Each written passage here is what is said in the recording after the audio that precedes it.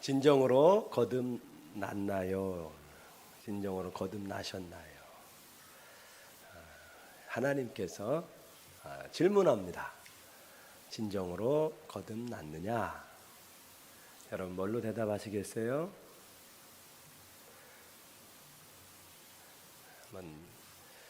하나님께서 진정으로 거듭났느냐 이렇게 묻고 계십니다. 그러면 어떻게 대답하실 거죠?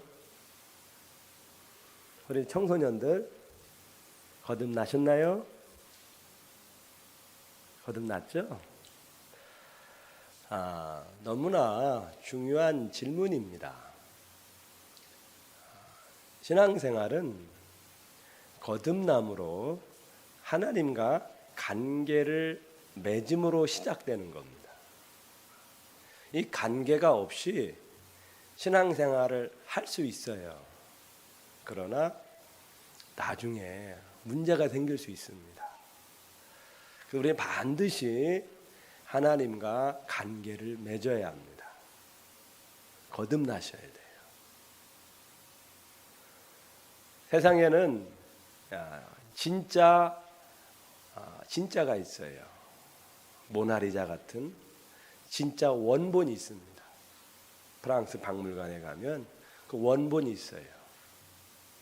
근데 그거를 모방한 작품들이 있어요.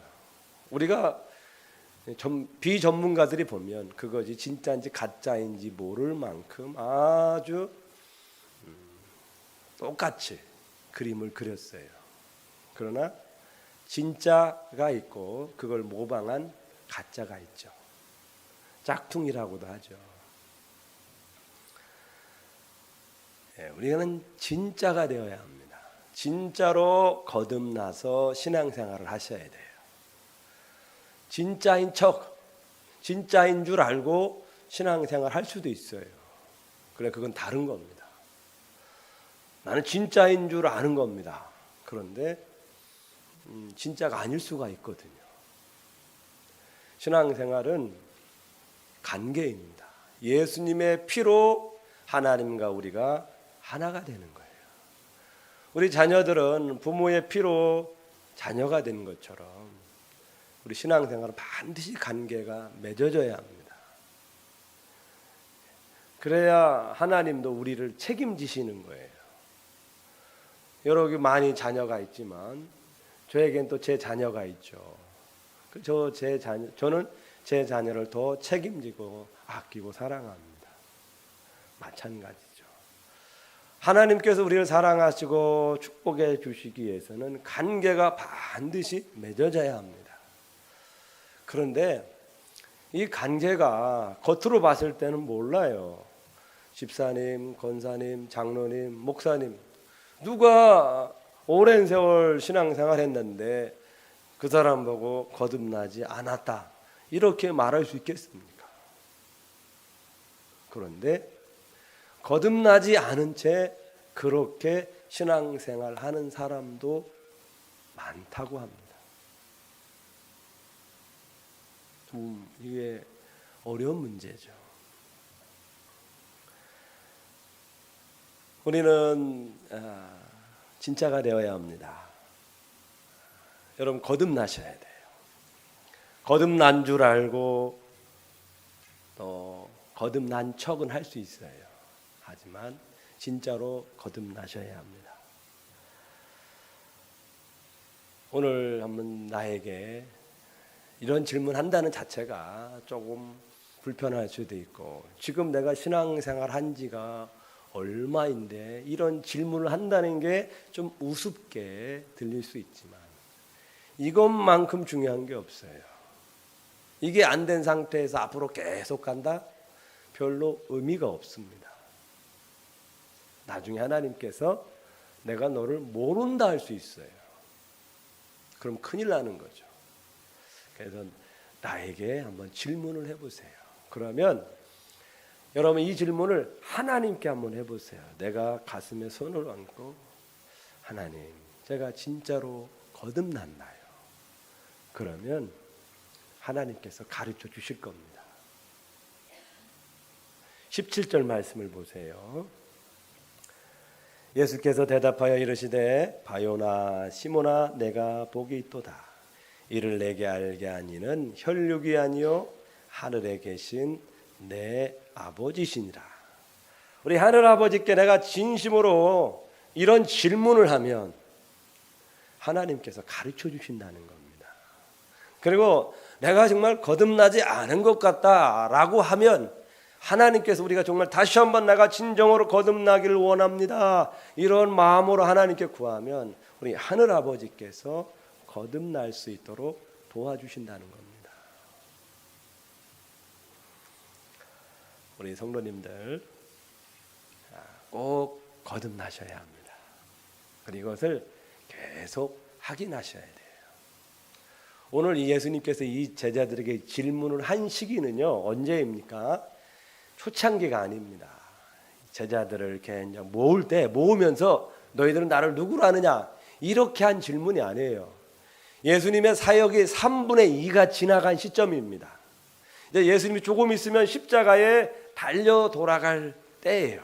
한참 제자가 되고 한참 지난 후에 하는 질문입니다. 왜 3분의 2가 지난 시점에 이 질문을 했을까요? 제자들이 얼마나 세상 말로 황당했겠어요. 내가 지금 예수님을 하나님으로 믿고 따라왔는데 지금 이 시점에 왜 이런 질문을 할까? 우리를 의심하는 걸까? 그렇게 생각할 수도 있죠. 그런데 우리는 아셔야 합니다. 사람은요, 변하게 되어 있습니다. 처음 마음이 끝까지 가기가 어려워요. 내가 약속한 것을 끝까지 지킨다? 어렵습니다. 수시로 바뀌어요. 바뀌기 때문에 또 점검을 해야 되는 거예요. 여러분, 예수님의 제자 유다, 처음에 신실한 사람이었어요. 예수님이 사랑하는 사람이었습니다. 그런데 나중에는 바뀌었어요. 버렸어요. 베드로 얼마나 예수님을 따르겠다고 다짐한 사람입니까? 사람은 변하게 되어 있어요. 식어지게 되어 있습니다.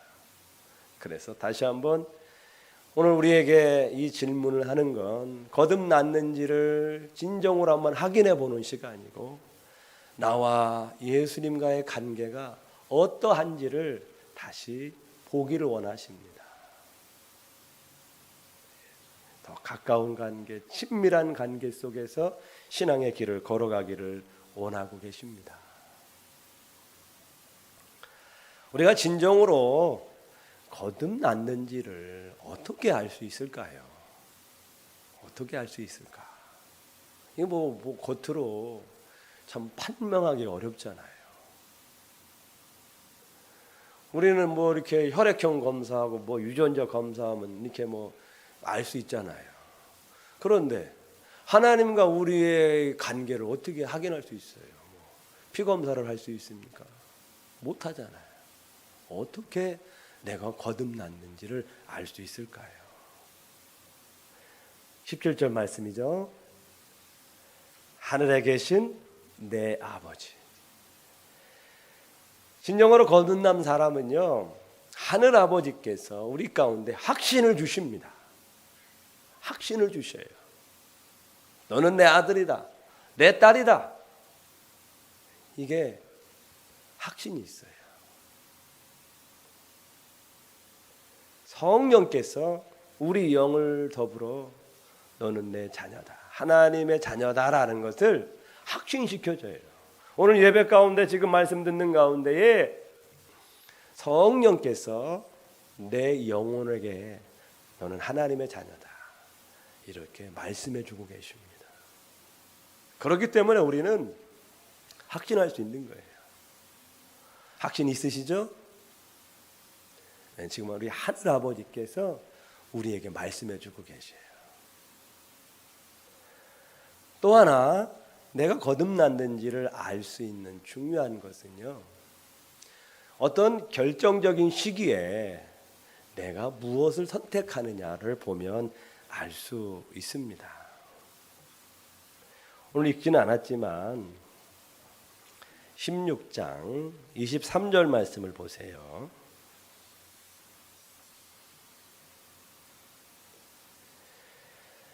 22절 말씀, 21절과 22절 말씀에는 예수님께서 자기가 그리스도이심을 밝히시고 예루살렘에 올라가 고난을 받고 십자가에 죽겠다, 이 말씀을 하십니다. 그때에 베드로가 절대 안 됩니다, 이런 말을 하죠. 23절 우리 같이 읽겠습니다. 예수께서 돌이키시며 베드로에게 이르시되 사탄아, 내 뒤로 물러가라. 너는 나를 넘어지게 하는 자로다. 내가 하나님의 일을 생각하지 아니하고 도리어 사람의 일을 생각하는도다 하시고. 이 말씀은 내가 예수님을 주로 고백합니다. 고백했어요. 그러면 진짜는 뭐냐? 그 고백한 대로 내가 예수님을 대하고 있느냐? 그겁니다. 말로는 고백할 수 있어요. 주는 그리스도시요 살아계신 하나님의 아들이십니다. 그렇게 배웠고 들었고 가르침을 받았어요. 이 고백은 너무나 유명한 고백이기 때문에 이 고백을 할 수 있어요. 그러나 내가 고백한 대로 예수님을 대하고 있느냐예요. 그게 우리가 거듭났는지 그렇지 않은지를 보여주는 모습입니다. 물론 신앙은 되어가는 과정입니다. 처음부터 뭐 이렇게 할 수는 없어요. 어린 시절 신앙의 영적 어린아이로 점점점 청소년, 장년으로 가지만 내가 정말 고백한 대로 예수님을 대하고 있는가? 결정적인 시기에 베드로는 어떻습니까? 사람의 일을 택하죠.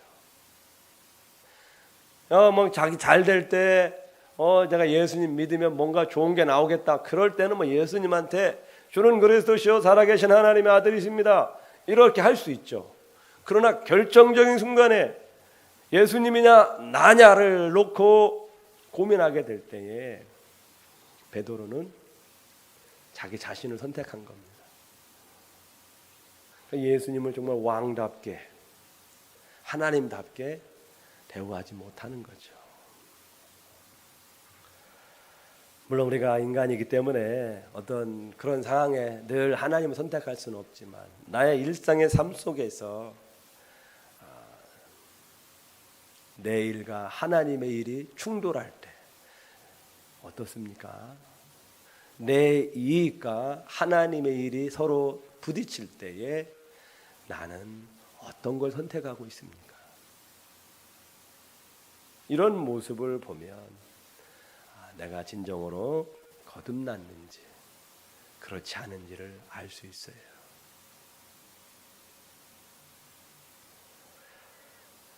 또 하나입니다. 24절 말씀을 보세요. 24절 함께 읽겠습니다.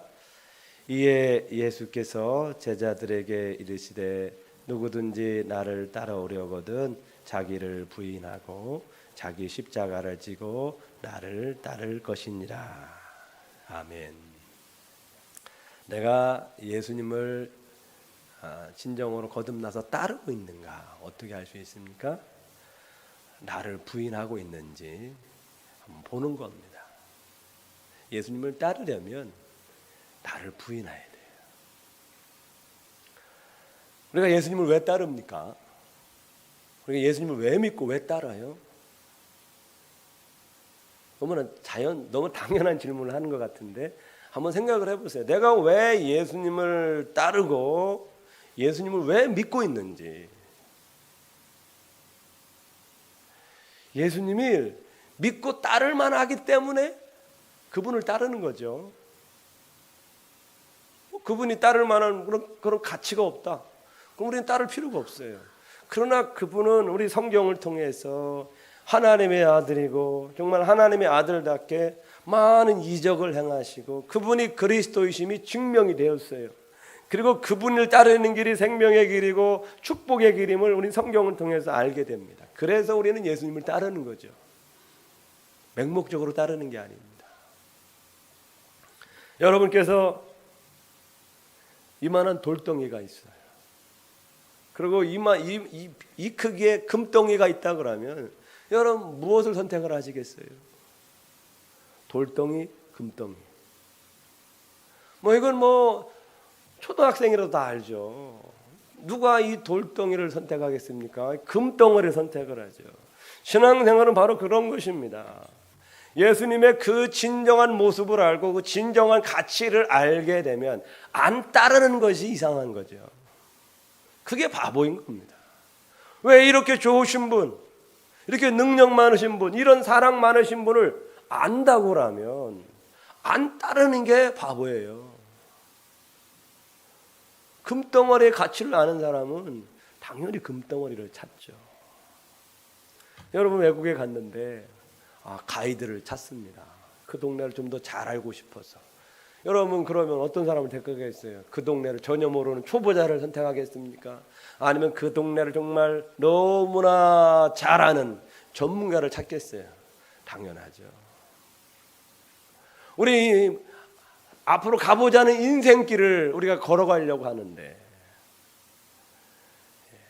남은 인생길을 살아가려고 하는데 이 남은 인생길에 대해서 뭐 모르는 사람을 선택을 하시겠어요?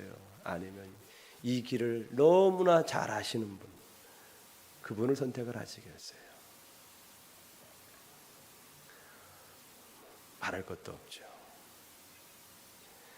예수님을 따르기 위해서 자기를 부인하는 이유가 뭡니까? 그 좋으신 예수님의 인도함을 받기 위함이죠. 그래서 우리는 자꾸 내 뜻을 내려놓고 내 생각을 내려놓고 내 계획을 내려놓고 하나님을 붙잡는 겁니다. 여러분께서 일상의 삶 속에서 우리는 현실적인 부딪힘을 경험하게 돼요. 하나님의 뜻이냐 내 뜻이냐, 이게 부딪히게 되어 있어요. 실제적인 문제에 들어가면 이게 충돌이 생겨요. 돈 쓰는 문제, 자녀 양육, 시간 쓰는 문제, 모든 면에 있어서 하나님의 뜻대로 할 거냐 아니면 내 뜻대로 할 거냐, 이런 충돌이 생기게 되어 있어요. 그런 충돌 속에서 나는 어떤 선택을 하고 있느냐, 여전히 아직도 내 뜻대로 하고 있다. 그렇다고 하면 내 안에 거듭남이 있는지를 한번 의심해 볼 필요가 있어요.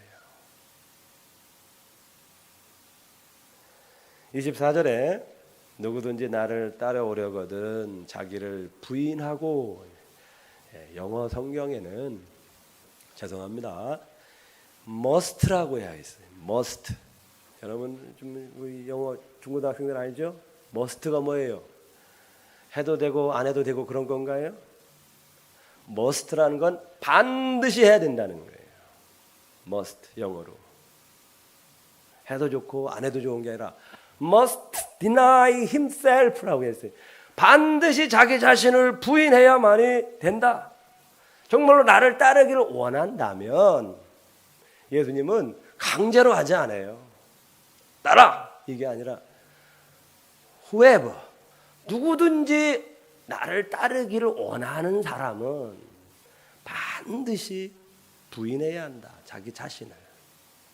그래야 하나님의 인도함을 받을 수 있습니다. 어떠신가요? 내가 일상의 삶에서 자녀 양육에 있어서 하나님의 뜻대로 내가 따라가고 있는지, 그걸 보면 내가 진정으로 거듭났는지 그렇지 않은지를 알 수 있습니다.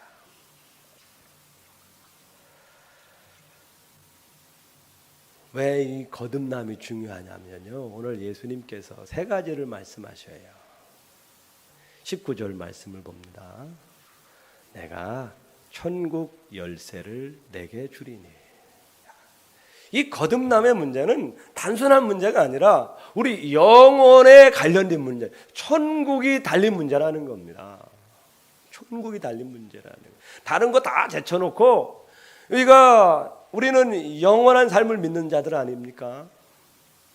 이 영원한 삶에 들어가야 되는데 이 예수님과 반드시 관계를 맺은 사람만이 들어갈 수 있다는 거예요. 예수님과 관계를 맺지 않으면 못 들어간다는 거예요. 그래서 이 거듭남이 중요하다는 겁니다. 우리 모든 성도님들 천국에 들어가셔야 합니다. 거듭난 사람, 천국 열쇠를 허락하신다는 거죠. 또 하나 중요한 이유가 있습니다. 예수님께서 이런 고백한 사람들에게 18절 말씀합니다. 또 내가 내게 이르노니 너는 베드로라. 내가 이 반석 위에 내 교회를 세우리니. 이 반석 위에 내 교회를 세우리니. 내 교회를 세운다는 말씀하십니다. 내 교회. 하나님께, 예수님께는 교회가 너무나 중요한 겁니다. 왜? 교회를 통해서 복음이 전파되고 영혼이 구원받아요. 그래서 교회는 너무나 중요한 겁니다. 하나님께서는 누구와 함께 일하십니까? 진정으로 예수님과 관계를 맺고 거듭난 사람을 통하여 일을 하시는 겁니다. 왜? 영혼 구원은 영적인 일이고요. 이 영이 반드시 거듭난 사람만이 영혼에 대한 관심이 있고 그들을 주님께 이끌고자 하는 마음이 있어요. 주님은 지금도 교회를 세워가면서 하나님의 뜻을 이루어가고 있습니다. 오늘날 우리 예수님께서 찾는 사람은 누굴까요? 성령에 사로잡혀서 주의 일을 하려고 하는 이런 사람들을 찾고 계십니다. 이런 사람만이 교회를 세워갈 수 있어요. 오늘날 이 시대가 점점 마지막으로 다가가고 있때에 거듭나서 성령에 사로잡힌 주의 사역자들을 찾고 계셔요. 사역자로 가면 목사 전도사만 말하는 게 아닙니다. 정말 영혼을 사랑하고 영혼을 돌보고 영혼을 세우고자 하는 사람, 이런 사람을 찾고 계셔요. 이 일을 누가 할 수 있습니까? 진정으로 거듭나서 예수님을 아는 사람, 하나님의 은혜를 아는 사람, 이런 사람이요 복음을 전하고자 하는 겁니다. 때로는 우리가 현실적인 용기가 없고 내가 말씀을 잘 알지 못해서 그럴 수도 있지만 정말 하나님을 만난 사람은요 그 예수님의 사랑을 전하고자 합니다. 또 하나 우리가 이 거듭남의 중요한 건 뭡니까?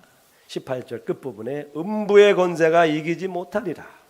음부의 권세, 마귀의 권세. 우리가 진정으로 거듭나야만이 이 세상에서 영적인 승리를 할 수 있다는 겁니다. 여러분, 우리 바다가 있죠. 바다 한가운데 빠져보세요. 살아남을 수 있을 것 같아요? 우리는 살아남지 못해요. 이 세상은요 제약의 바다라고 생각을 해보세요. 우리가 살고 있는 이 땅을 제약의 바다예요. 내가 아무리 수영을 해서 이 바다를 내가 건너가겠다? 못 가는 거예요. 그래서 우리는 그 예수님께서 이 제약의 바다에 빠져있는 우리를 건져내 주신 겁니다. 그래서 지금 예수님께서 만든 구원의 방주를 우린 타고 가고 있는 거예요. 그런데 이 구원의 방주를 타고 가도요 제약의 파도가 막 큰 파도들이 밀려와요. 막 밀려와. 곳곳에 사나운 이리가 사자가 숨어 있어서 어디에 있는지를 몰라요. 갑자기 튀어나올 수 있는 이런 상황이 우리 신앙생활입니다. 살얼음을 걷는 것이 신앙생활이에요. 평탄하고 순탄하고 안전한 길이 아닙니다. 언제 어디서 사나운 이리와 늑대가 튀어나올지 모르는 영적으로 힘든 길을 걸어가고 있어요. 이때에 거듭난 사람에게는 주의 성령이 함께 하시고요 주의 말씀이 함께 하시기 때문에 이 재앙 많은 세상에서 이겨낼 수 있는 거예요. 이게 안 되면 우리는 다 마귀의 밥이 되는 수 있는 겁니다. 그래서 거듭남이 중요합니다. 그럼 어떻게 해야 합니까? 오늘 말씀을 들었으면 하나님께서 우리에게 부탁하시는 게 있어요. 한번 우리가 진심으로 주님, 제가 거듭났나요? 우리 예수님은 아셔요. 나는 모를 수 있지만 예수님은 아십니다. 우리 예수님께 한번 진심으로 물어보세요. 저는 여러분을 거듭나게 해줄 수 없어요. 그런 능력도 안 돼요. 오직 하나님 아버지만이 우리에게 거듭남을 주실 수 있어요. 여러분께서 직접 하나님께 한번 대면해 보세요. 한번 솔직하게 이 질문을 던지셔야 합니다. 던지셔서 하나님, 제가 신령으로 거듭났나요? 그러면 하나님이 가르쳐 주실 겁니다. 만약 하나님께서 너 아직 거듭나지 않은 것 같다 말씀하시면 우리는 하나님 바짝 엎드려서 저를 불쌍히 여겨주세요. 저를 구원해 주세요. 이 질문을 꼭 부탁을 하셔야 합니다. 하나님만이 우리를 거듭나게 하실 수 있어요. 아멘. 여기 계신 분들이 이미 다 거듭난 줄 믿습니다. 천국을 이미 소유하고 계신 줄 믿습니다. 이제 거듭나셨다면 주의 성령에 사로잡혀 주님의 일을 감당하는 주의 사역자가 되셔야 돼요. 여러분, 예수님에게 수많은 무리로 남아있지 마시고 이제는 예수님의 일을 감당하는 제자, 사도가 되시기를 축복합니다.